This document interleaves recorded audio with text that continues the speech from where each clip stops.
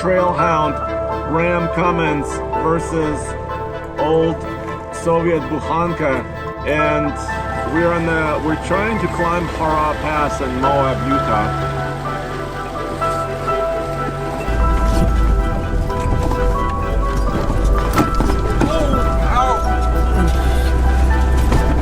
Okay, that's okay. Oh, come on! Oh my Lord! Woo-hoo-hoo!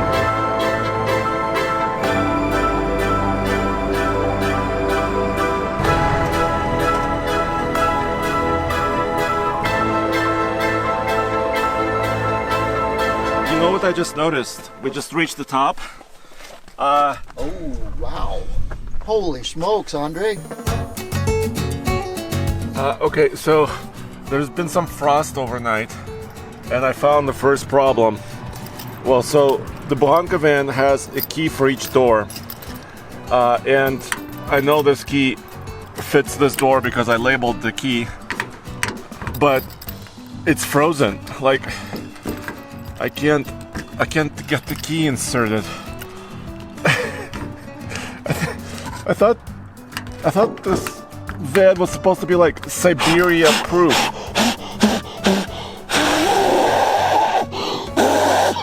I just hyperventilated.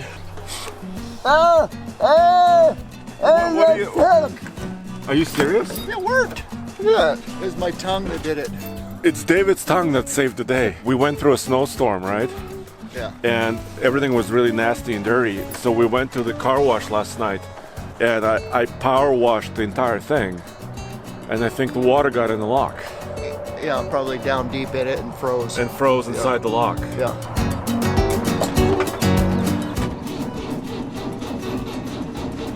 Something is happening.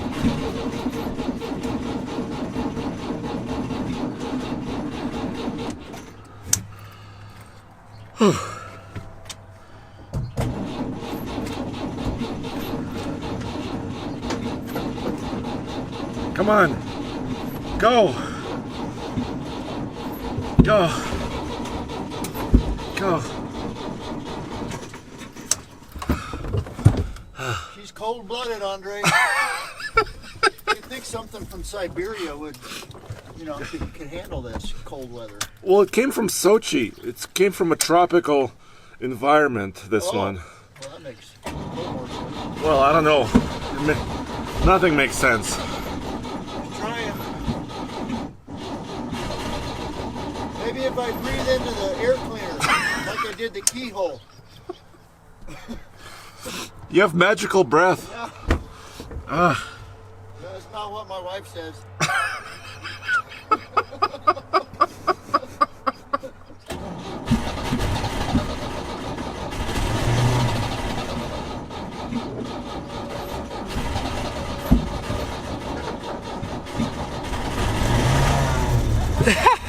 Yes! Yes, it starts!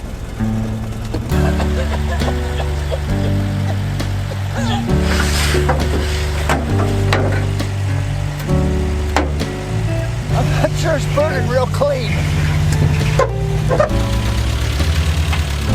Yes, sir.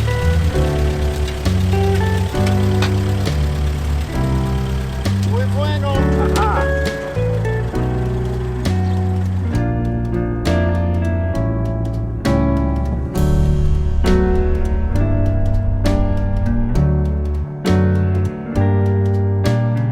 Well, I never thought this would be possible, dude, but my dream has come true.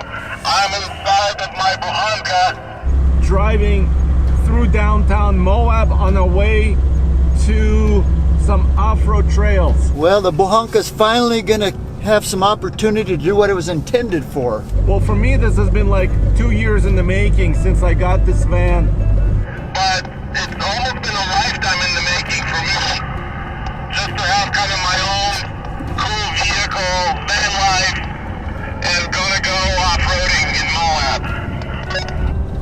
Well, you know what's cool for me, Andre, is that I get to watch all the people that you pass and their reaction.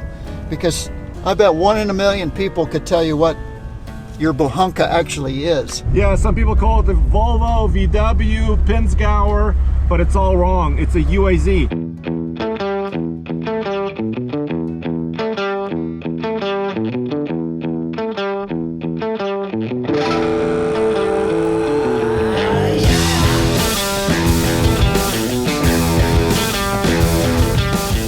David, so I'm sorry I kind of took over the beginning of this video, but this is really a Trailhound Ram Cummins versus old Soviet Buhanka video. And we're trying to climb Hurrah Pass in Moab, Utah. And our first obstacle is a water crossing. I don't think the ground clearance will be any problem here for you. And besides, even if it is high water, you'll just float. Bread floats, I think. Well, let's hope so.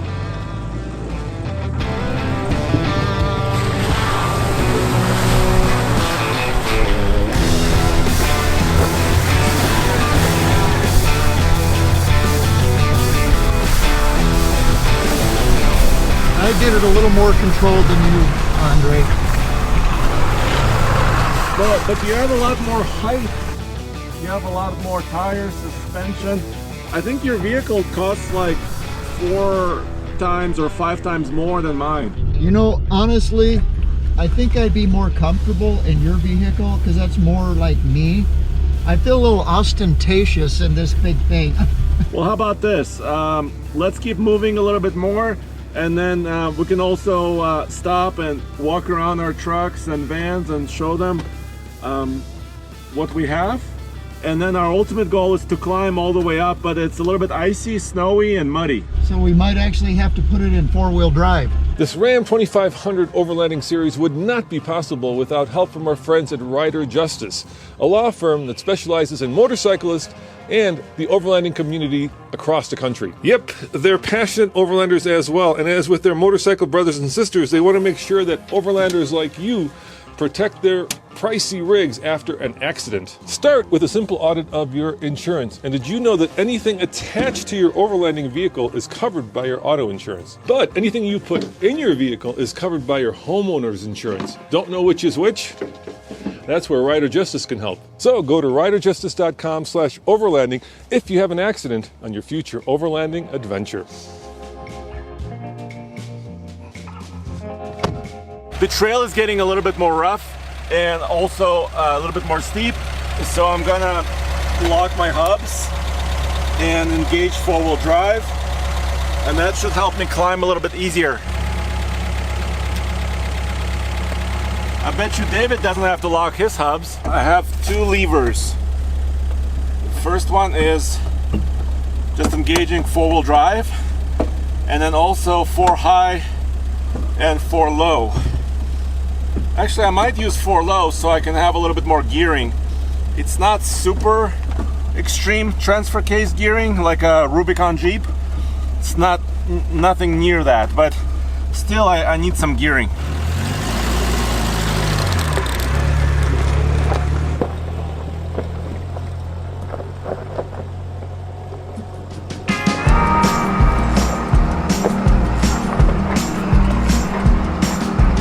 So one thing I really like about Andre's van is that he's sitting right over the front wheels, and there's nothing impeding his view of every obstacle and rock that comes in his way. Whereas with this beast, I can't see nothing sometimes. Hey, Happy Yak, this is Bullseye. Do you copy? Bullseye, this Happy Yak. What do you got to say, buddy? Well, it took me a while, but I found low gearing, and now I gotta climb a couple of these steps. Well, I'm gonna try and make all these without even going into 4-wheel. Ow. Ow. The steering wheel just moved and it hit my thumb. Yeah, dude, I feel really good. Like, I'm sitting on the front axle, looking over my wonderful windshield. I can see everything. She may be basic, but she's got a lot of good points to her. Is your Buhanka a he or a she? I mean, technically, a Buhanka is a kind of a female term because it has an A at the end in Russian. But I would like to think it's a man. Yeah, Buhanka. It sounds pretty masculine, but with the A, I think it's feminine.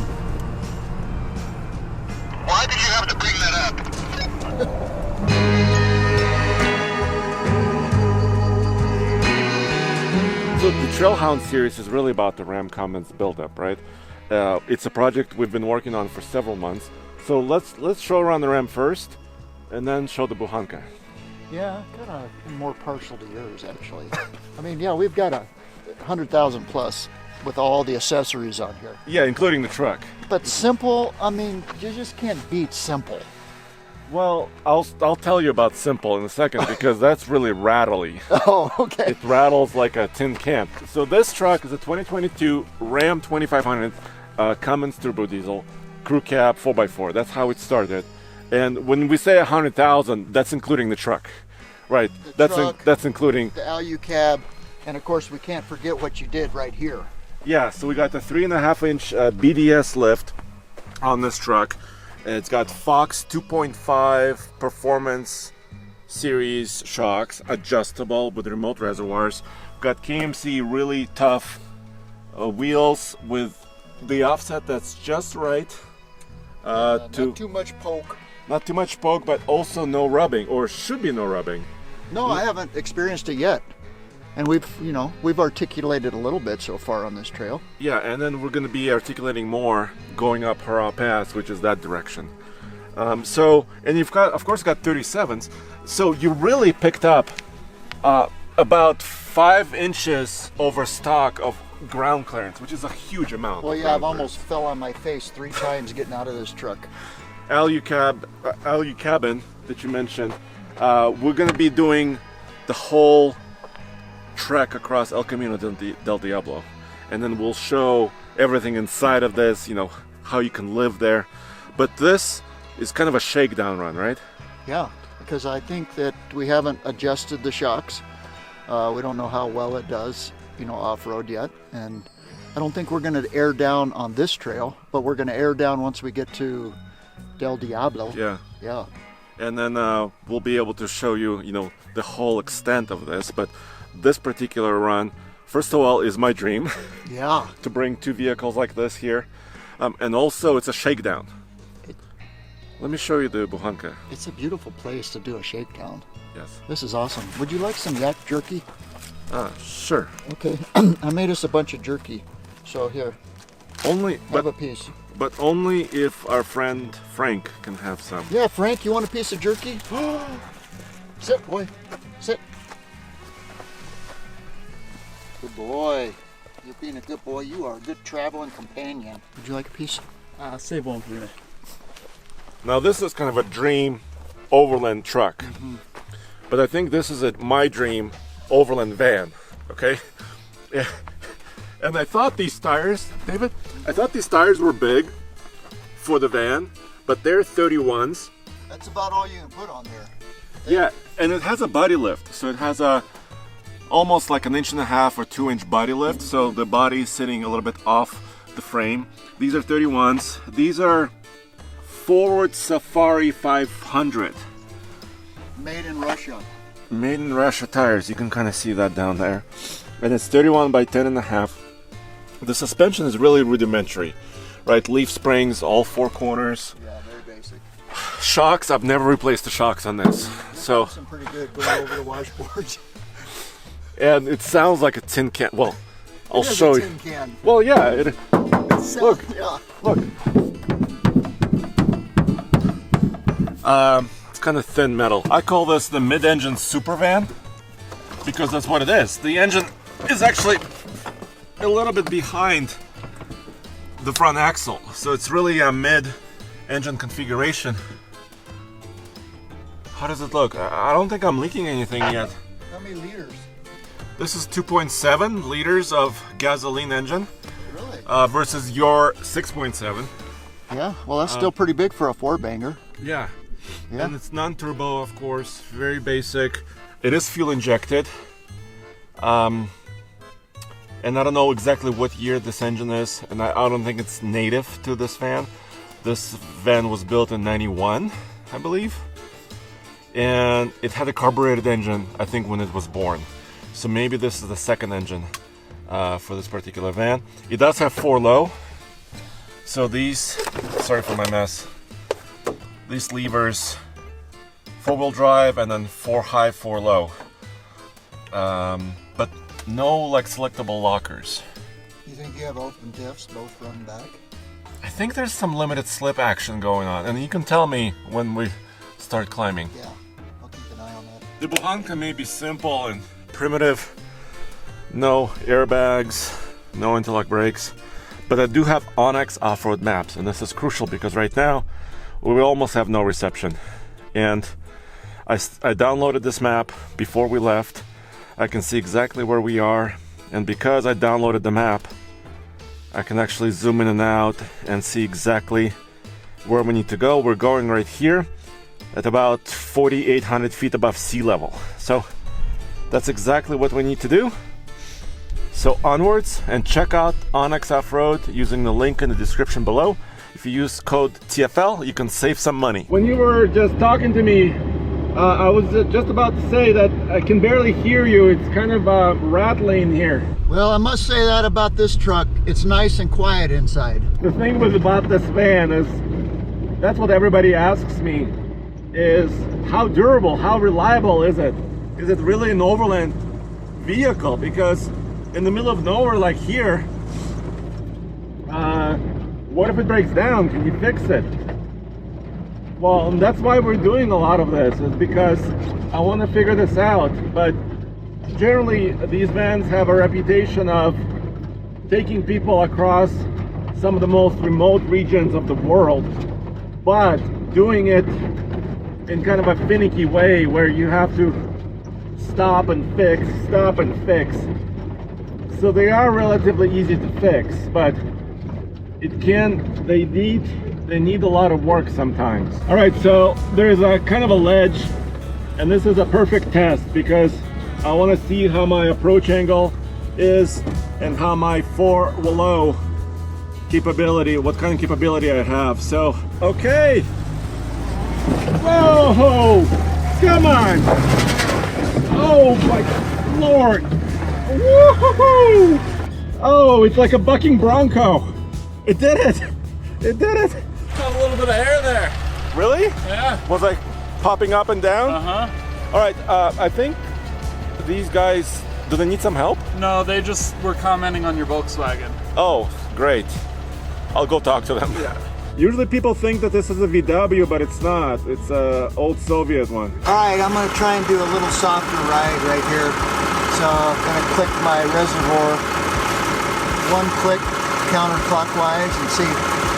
I think I have discovered that I am having a little interference. I think the sway bar and great articulation is coming up and making contact with the reservoir. All right, I'm gonna put this suspension to the test here. Probably not, but we do have a little bit of interference somewhere, and I want to try and figure out where it is. So I went down to four-wheel low, and I'm going to try to get off camber a little bit and see what happens. Sorry, Frank.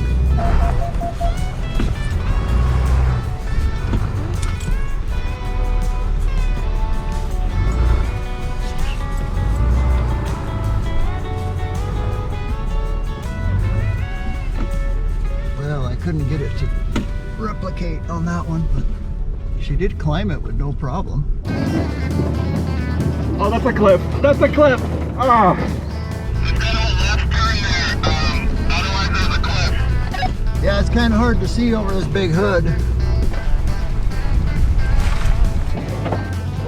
Oh, the steering. Okay. I can't believe David thinks that he can do this in two-wheel drive and just laugh at me in his big truck. I don't think I could do this in four-wheel drive. I mean, in two-wheel drive in this van. It just, especially because I need low range and I need to be able to crawl a little bit better. But it's doing it. It's doing it so far. I haven't rubbed too many parts.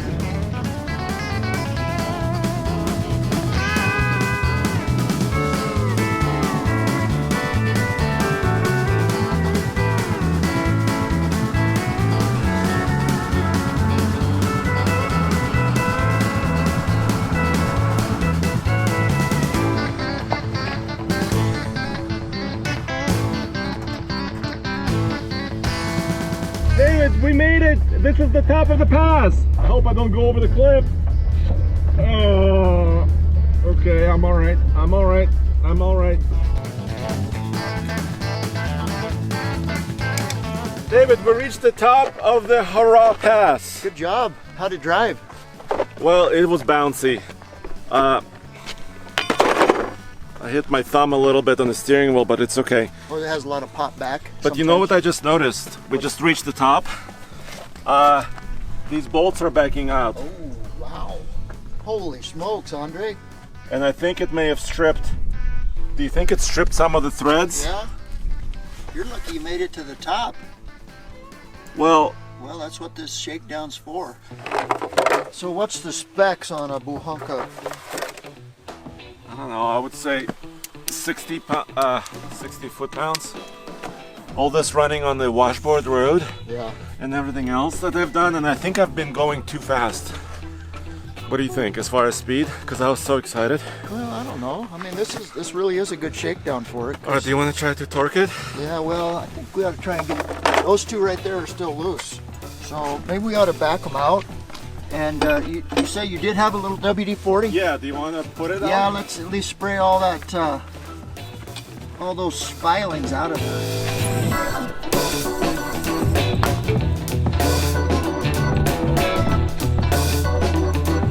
Oh, yeah, that's going better. Look at that. Oh, beautiful.